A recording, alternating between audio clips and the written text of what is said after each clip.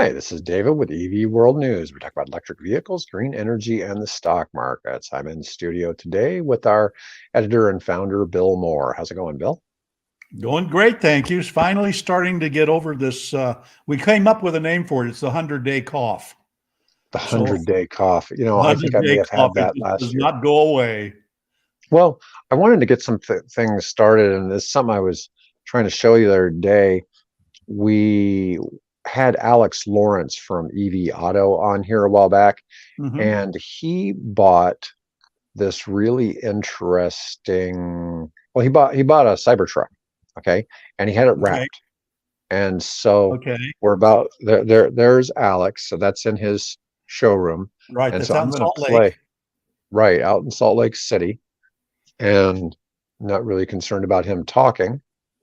But this is their Cybertruck. They're calling it the Cybertron. Ah, look at that. Oh, Yeah, wow. this is the wrap they had done, and they have these extra running lights around it, purple brakes. Yeah, look at that. Isn't that crazy? Yeah. What's interesting is he also has a Tesla Model S Plaid that he took It's a done up huge in plaid. depreciation hit, and the Plaid has um he put really nice graphics on it. It has a picture of Elon Musk on one side, Oh, my. and it's really awesome looking thing. But he took this huge depreciation hit for that. But I thought that was What the something one pretty cool. for the Cybertruck, for wrapping it, or for wrapping the Both of plaid? them were pretty good, but I wasn't going to show the Plaid, Oh, but it was just interesting because the Plaid dropped in price yeah. last year by 30 or $40,000. Yeah. And so, some of the stuff was prices had gotten inflated a lot due to, things that had happened with COVID and supply chains. And now used car prices are tanking. I was talking about something yesterday so Stellantis really has a lot of cars piling up, but you have a lot of like big trucks piling up. Well, one of the Hmm. things that changed. So, are you familiar with the Section 179 IRS deduction? Uh, So, what it is it allows you to take um, an asset and depreciate it fully in the first year. You can do okay. this on computers and a few things, but you could also do it on vehicles that weigh over 6,000 pounds. Okay. And the number one thing is this is why a lot of times you see your general contractors all driving around in new pickup trucks. Every year they'll get another one and then they'll pass the last year's one on to a member of their crew, right? Right. Well, the way it works is you could, up until the end of 22, you could write off 100% of that truck in the year you purchased it. Didn't matter if you financed it or whatever. Okay. And then in the following years, you could deduct mileage. Uh, Well, for last year, that number dropped from 100% to 80%. For this year, I believe it drops to 60%. Now, there's two main classes of vehicles. It's luxury vehicles and right. trucks that Right. are really heavily affected by Yeah. this. I knew that provision, in regards to people buying big expensive Cadillacs and But Mercedes, things like that. other than myself, I haven't heard anybody else talking about the EV space. So, Yeah. I mean, this is affecting the EV space for sure. And what kind of made me think about it is one of my friends took the deduction. He bought a Model X and at the end of December so he could get it. And, we were talking, he said, oh, I was only able to get the 80% deduction because of the change in the laws. Mm, And so, anyways, that's something that's been around for a while. And there's been different flavors of it over the years. yeah. So, Well, I think it, it was something that was back introduced when we had the car industry sort of go through that crash around 2008 and so on. Didn't it get introduced then, or was it? It may I, even be older than that. I think it started in '05 or '06 originally, but it's Yeah. gone through several iterations. Yeah. It's not the same as it was back then. And the rules keep changing. At one point, for example, my Ford Expedition used to qualify. Mm, Okay, but I don't think the Ford Explorer did, yeah. as an example. So that was also one of the reasons why you see so many large SUVs. And that may actually, we have this discussion sometimes about how, SUVs may be the problem. We need to get smaller vehicles. Well, I think as the change in the Section 179 deduction shifts, I think you may start seeing smaller SUVs because people won't be taking that deduction Won't anymore. be getting that deduction. Yeah. Yeah, so it's an interesting change. Yeah. I had another. Oh, go ahead. Well, I was gonna share something. I saw some interesting news. It just came out yesterday about the Nissan Leaf. So Okay, the Nissan. before we get to that, then let me stay still on the truck thing. There is a dealer who was able to take and get a hold of a CyberTruck. He flipped it for 200, I think it was 250 or $270,000. And Oh now God. the guy that bought that now is looking to possibly flip it another time. So, the gentleman there with that black wrapped thing, he can make some serious money. Here we go. Rivian. Yeah. Give So us. Rivian. Yeah. So Rivian's doing a live stream today. They're announcing the new R2. Wow.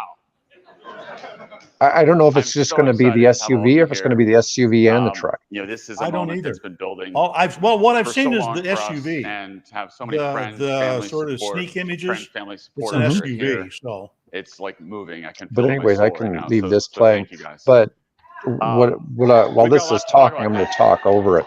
I So started Rivian, and really at the let me see if core I of can it, cut the audio every on decision we this. make, the products, the strategy, Oh, I've got to what play we're the audio building, how we go apparently. about building our But business, the deal that was the with way the we structure our Nissan Leaf that teams, just came out the way we think yesterday, about the our news culture, is it's now has been built eligible around for a this idea of keeping the world $3,750 adventurous tax forever. credit.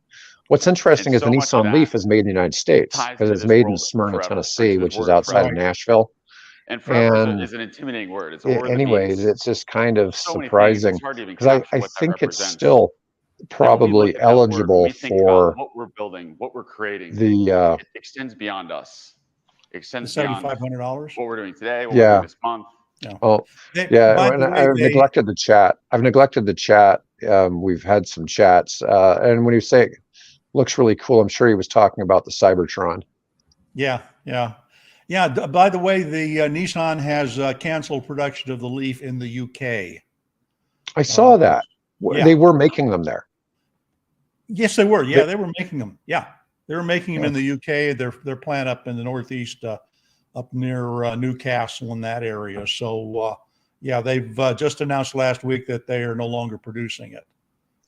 Yeah, the Leaf that is eligible for the 3,750 tax credit, they start out at just over 28,000, which you generally don't So find stuff. we're talking less than $25,000.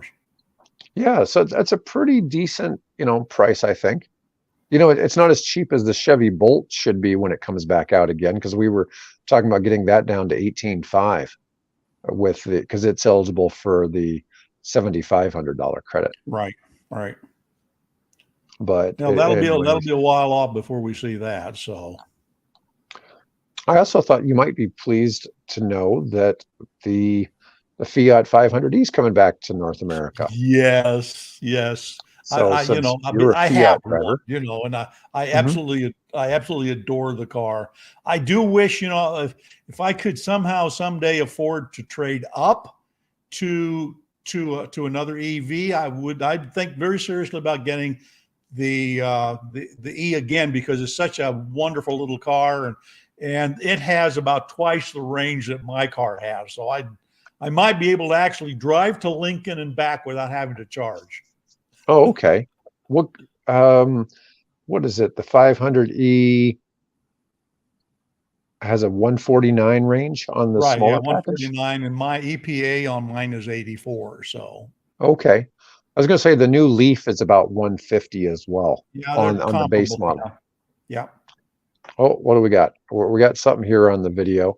Oh, we're just towing with our R1T We're here, towing towing with the R1, yeah, T. towing a Rivian van. Yeah. Anyways, we'll just keep going on while we wait to see what we get here on the stream. Let's see here. So let's talk a little bit about Polestar. Oh yeah, So yeah. So Polestar CEO says rivals are falling into a trap by delaying EV plans. Mm-hmm. And in this particular case, I think, I don't know if they're trying to criticize Toyota or who they're trying to criticize. They're not real specific. Well, And my guess is he's talking about all the guys that have said we're going to, Mercedes said they're going to delay. Of course, Toyota says we just as soon pay the penalties and buy emissions credits from Tesla. then put that money into EVs. So it's a Ford, of course, delaying and pretty much everybody's sort of sitting back and deciding, well, people aren't buying them, and so look at there's a Rivian pulling a semi Yes. the road, which is awesome. So Yeah. That is one unique thing about electric trucks. I remember seeing a video of the Ford F-150 pulling a train, or the F-150 Lightning, that is, because the electric engines have so much torque. They have so much pulling capability that gas cars don't have the same capability. Oh yeah, so Ingenlath told the Telegraph that automakers like Mercedes, Ford, Aston Martin, and GM are delaying EV plans. They're falling into a trap. The thing is, with the things that BYD and some of the other companies are doing, I don't know how some of these companies are going to keep up, because what's going to happen is it's going to come as a massive, a massive shift in the auto market. But so the the what is it, the electric Viking, or the gentleman, right, the guy down in Australia, Sam. right? He does some really good reviews and stuff, and so he just had a review where he was talking that I think he said four of the Chinese, there's like half a dozen Chinese car makers, EV makers, that get publicity, NIO and BYD and SAIC and Geely and so on. But there's like, what did they say, like 20 of them, something like that? I don't know. Anyway, it's a surprisingly large number. Four of those have already gone bankrupt this year, and apparently another one, he says, is about ready to declare bankruptcy. I mean, this is a hard business, and of course the question becomes, what impact is that going to have on U.S. car makers? Because it's hard to keep up with these guys because of the difficulties in the Chinese economy. Those car makers are having to look elsewhere, right, for business. And of course, what BYD has just done is they've taken delivery of their first roll-on, roll-off ship, and apparently got 7 more on order to get their cars that are stacked, piling up, because they're not selling in China right now. This, to sell them elsewhere in the world, the South Americas and Europe particularly, and at some point.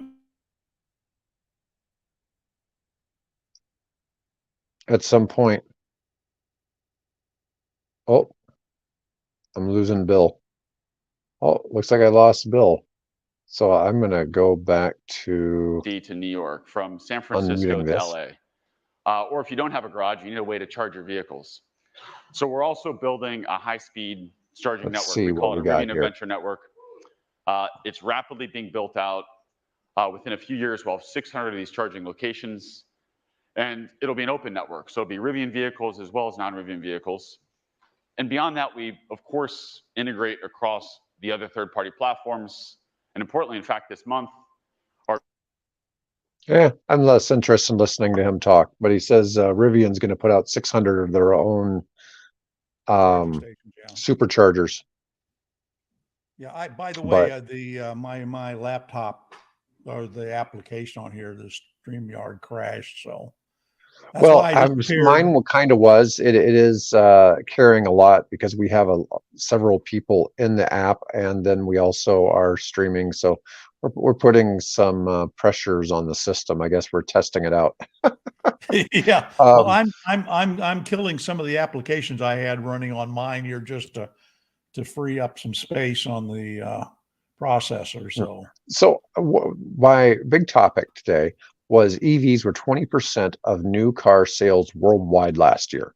Now, people are always telling us how EV sales are dying and all that. And we'd already previously talked about how from January of last year to January of this year, they'd gone up 69% worldwide. Yep. But last year, 1 out of every 5 new cars sold last year in the world was an EV. And that is the case also in California. That's about the rate in California. That's the rest of the world. Here in Nebraska, it was maybe 1 in 100. It's a very big difference. And, probably New York City, it probably was maybe 1 in 50. So there's a lot of places cars in New York City. They don't need them the same way, that's for sure. Yeah.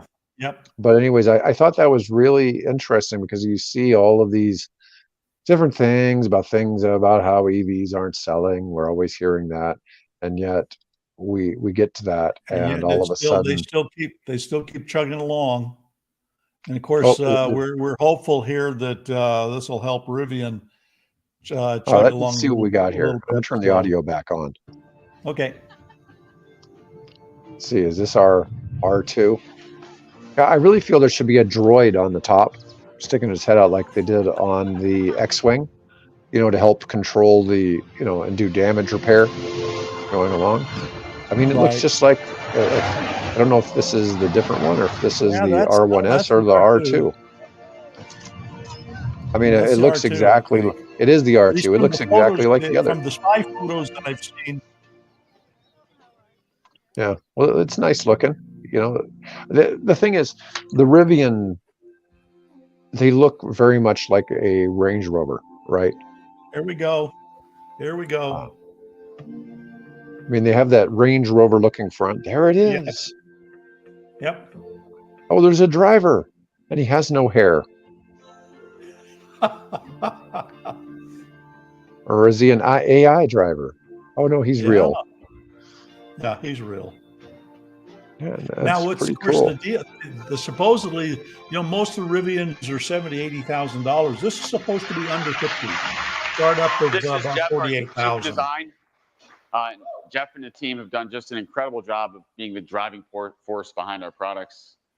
We've been working together since well before the R1, so it is so amazing, Jeff, to see this, and to you and the team, amazing work. Thank you.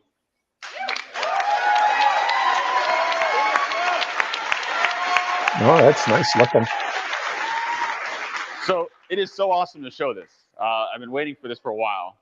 It looks a lot like a Range Rover Evoque. The vehicle combines capability. It's probably very similar size. Storage, functionality in a way that we think just really fits right into and I think that's a pretty good comparison of who they compete with. The vehicle size. Well, what's the Evoque go for? Really has been optimized. Probably about 60. Enabling, as I said, and inspiring all. Well, this would be about $10,000-$12,000 less. We're going to walk through the vehicle, but just starting here at the front. In the front of the vehicle, we have a large front storage trunk. For those that are familiar with R1, of course, this should be. They start at 50. The Evoque starts at 50. 49.9. But the Evoque's probably a little smaller than this. Most used storage areas for our R1 vehicle. And it does not have that. All of our owners are using it. But it is just an awesome setup. And of course, this also serves to support a lot of the front safety in the vehicle in terms of the crash structure that you saw in those R1 videos. Now, if we go around the side of the vehicle, it's hard to see without sitting in it, but so much effort has gone into making sure the packaging, not just in the front row, but also in the second row, creates this really airy, really comfortable, really spacious experience. Something that really is world-class. There's nothing quite like it in this size of vehicle where you get in and you feel so comfortable and it feels so inviting. And we're going to take a look at the interior in a second. But first, just walk around the back. We did a lot of work to create something that builds a really open-air experience. And you just saw, or maybe you saw, these quarter windows pop out. And what that does is we leverage the negative pressure off the back of the vehicle to pull natural air through, and it creates this beautiful open air feeling experience. And then the rear glass, which you just saw drop, also opens. And now the rear glass opening, it literally feels like an open air experience. But this gives now, it used to be with gas cars. If you had that open, that you'd have gas fumes coming into the car. Yep. This is, of course, it's an EV. It doesn't have any. Right. As you just saw, the second row seats fold flat, but also the first row seats fold flat. And the first row seats folding flat, that gives you, when if you're driving the vehicle, you can put long things in very easily. But if you're not driving the vehicle, let's say you're camping or staying overnight in the vehicle, it creates this awesome in-vehicle camping experience with an inflatable mattress. Oh, wow. So walking around here to the side, you're thinking to yourself, well, how does the vehicle size? That's the solution to the homeless problem. One, trying to figure out how does this Let's get all the homeless people one of these and they can sleep on it. It's about 400 millimeters shorter than an R1S. And in addition to being shorter, it's quite a bit shorter in wheelbase. It's also lower in height. And it makes it fits into any garage. It fits into tight spaces, really maneuverable. But to look at it in a driving environment is really helpful. So we'll show you it here next to an R1S. It looks awesome. It looks really like, just two family members out for a stroll. I love that. Yeah, it's smaller. Yeah. So let's take a look at the inside. Well, the R1S is pretty big. And there's I mean, it's not as big as a Yukon. A lot of that ties to just what's in the in my opinion, they're somewhere between the size of a Explorer and an Expedition. And so we spent a lot of time working through those materials and the overall packaging to create an experience that is as inviting as one could imagine. And we have a lot of feedback from R1. And one of the points of feedback was a desire for a glove box. And we had lots of reasons to not have one. There's two of them. On R2, we over-delivered, and we put 2 glove boxes in. The other thing, I mean, there's lots to see here, but one of the things that's so exciting is the way we've looked at the controls. And we have these really nice, large wheels and the scroll wheels and the steering wheel. There's dynamic haptic feedback, so it allows us to adjust what it's feeling like when you're scrolling, and it's magical. It takes our existing scroll wheel and really up levels it to a degree that's hard to fully appreciate unless you're sitting in the car. Now, jumping back out, a lot of work went into the doors. Move the speaker out of the door, gives us space for a large water bottle here, and of course, it wouldn't be a Rivian if we didn't have a flashlight in the door. So. But have they put an umbrella in the back door? Super handy. So now, how does this set up in terms of how my Rolls Royce has that in the back door? An entirely new platform underpinning this vehicle. Has the umbrella. A lot of work went into driving. Right along with the holder for your boulder cap, right? And it's built around a 4695 cell. So it's a cylindrical cell, 46 millimeters in diameter, 95 millimeters tall. It's a much larger cell than the 21 millimeter diameter cell that we have in R1 today. And that cell's integrated into a highly structural battery pack. So the battery pack in the floor actually makes up a big part of the vehicle structure. The top of the battery pack is actually the floor of the vehicle. So a lot of these innovations that we're driving into how we build the vehicle are core to us making sure the price point. I'm watching the stock ticker. It's not changing. But it's up a couple cents from the start of the show today. Single motor, rear-wheel driver variant. We have a dual motor, one motor in the front, one motor in the back. Transparency here. You own 300 and then we have a tri-motor, 2 motors in the back, 1 in the front. And in the highest performance variance of the vehicle, 0 to 60 in well under 3 seconds. So it's very quick.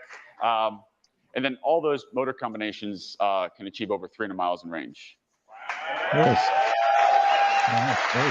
0 to 60 in 3 seconds. That's nice. Yeah, that's what everybody needs. So much of what a Rivian is capturing the dynamics of the vehicle. And we we needed to make sure that all the decisions we made in the aggregate, the suspension, the drivetrain, the battery positioning, the packaging of the vehicle, delivered something that drove like nothing else. Something that was exciting on-road, something that was incredibly capable off-road, but had the everyday refinement and usability to work if you're parking it in San Francisco or driving it in New York. And so that focus on dynamics is so embedded in our culture as an organization, and embedded, of course, into our products. Now, we talked about the vertically integrated electronics we built that enable this amazing software platform that we've seen in R1. We take that even further in R2. We talked about how the packaging and the design of the structure allows us to achieve really amazing, amazing manufacturability. But we've also focused a lot on sensors and the compute in our vehicle. And this has 11 cameras, 5 radars, 4 radars in the corner, 1 long-range radar in the front, which we couple with our new, much higher compute platform, which will enable this to have a very high level of self-driving. And for us, that represents being able to get on the highway, take your hands off the wheel, eyes off the road, and truly operate it where you get your time back. And that's, to our self-driving team, we're really excited about what this vehicle represents for us. That's an interesting phrase, get your time back. I do want to talk just a bit about how we laid out the manufacturing system here. And all right, I'm going to cut the audio on this. But every single decision. I'll leave it playing. We can go back so we can get back to some of our other topics. Yeah, some of our other topics. So you wanted to talk about something going on with the Apple Titan. Yeah, well, it's a good timing here because Rivian rolls out the R2, and Apple kills the Titan. Now, for people who might not be familiar, that was the code name for a decade-long project to create an Apple electric something. Now, I use that term something because we never quite knew what it was, and that's probably part of the reason why the project never really went anywhere, despite the company spending $1 billion a year to engineer this thing. So the issue was that this was started by Steve Jobs, right? And then of course Tim Cook kept it going and things. But nobody, it seems, even within Apple, was exactly sure what it is they were supposed to be building. Now, the assumption is that what they were going to do was do the same kind of technological leapfrog that they'd done with the Macintosh and the iPod and the smartphones and the things that just took them to $1 trillion company, right? Right. So the question was that what was this secret project? And from what I know, the original concept was to build some kind of a van inspired, for want of a better term, by the Volkswagen, minivan, or not, the bus, the Volkswagen bus.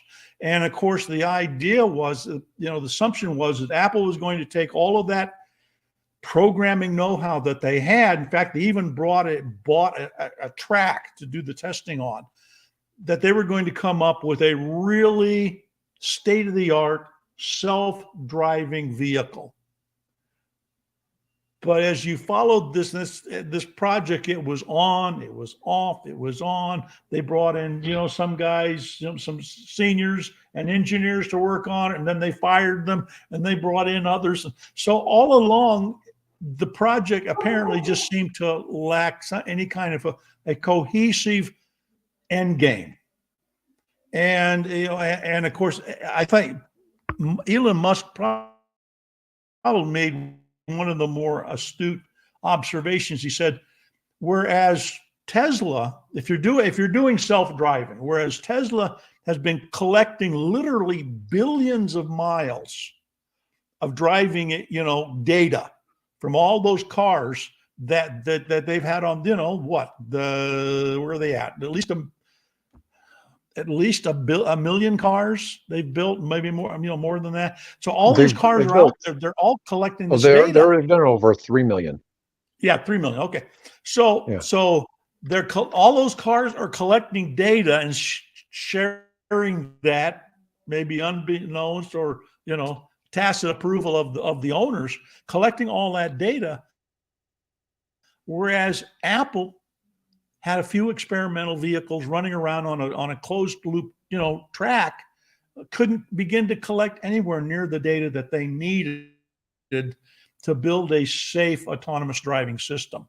So that was another, if you will, score against it. So I'm a huge Apple fan. I mean, I own my very first, well, it wasn't my first computer was a Commodore, but after that, my first practical computer was the Apple that came out, the little square, thing. Right. And I had an Apple II Plus.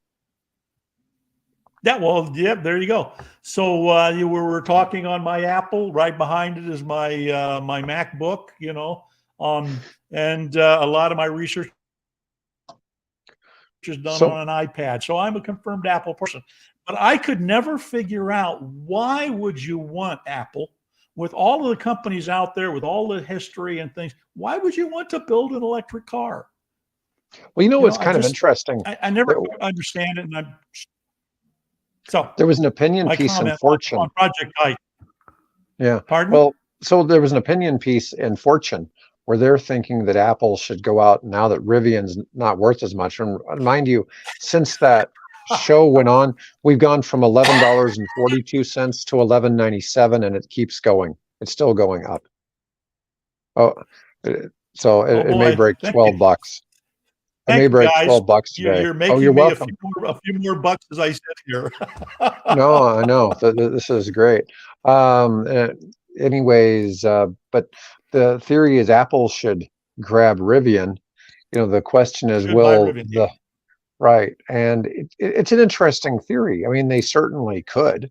I don't think they want to. I don't know if it's the best move for them. I mean, Amazon already owns 1/6 of the company. Yeah, well, what value are they going to bring, right? I don't know. I mean, he already said we got all this radar and we got all that autonomous driving. I mean, what value is Apple, going to add other than maybe through their Foxconn, because Apple does the engineering and Foxconn does the building. So, Foxconn had a facility where it's up in Wisconsin or somewhere like that. Do you bring them in and have them, contribute? So I don't know. I don't know what Apple would contribute to that, other than, a lot of programming expertise and contracted manufacturing. So I'm not. No, I don't know if they really bring much other. So who knows? It was an interesting thought. I mean, there's talks that maybe Nissan might buy Fisker.